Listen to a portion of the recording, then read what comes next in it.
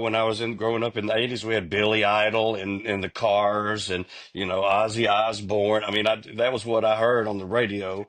It was the typical stuff that a teenager in America would hear.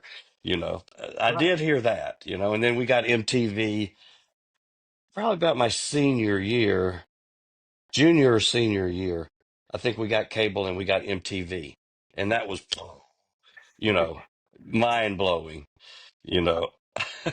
Wait, so you So were, I I mean, am a child of the 80s, no, no, I get that. We'll get there. But I guess, well, as long as you kind of bring it up, yeah. I mean, it seemed like you had initially your group of peers were your dad's friends. You must have older had, people, much yeah, older, yes. right, right, right. So did you like a? Did you have a group of like high school friends? Did you go?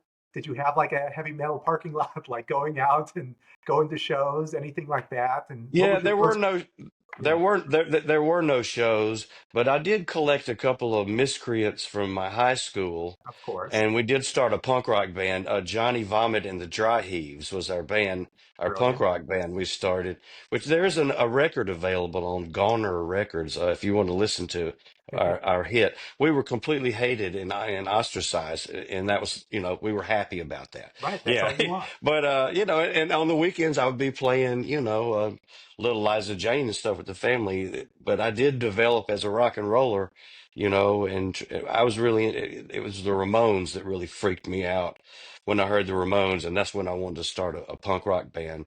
Because, like I said, we got cable, and I saw a rock and roll high school Yeah. on cable in about probably my junior year.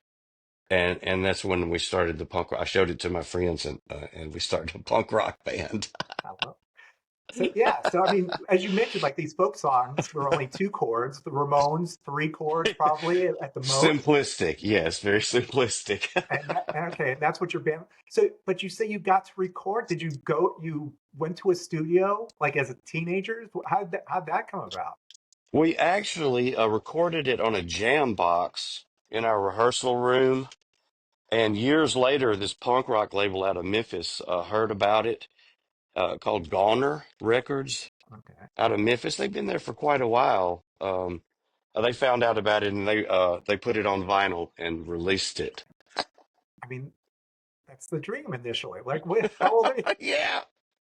You're six. What was it? 16, 17 years old, something like that. Hmm. All right. I mean, I'm sure a couple of the girls in the high school took notice of that. There was a couple that liked me Okay, there you go. And that's why you did it, right? I mean, that's for why rock and roll, man. rock and roll, exactly.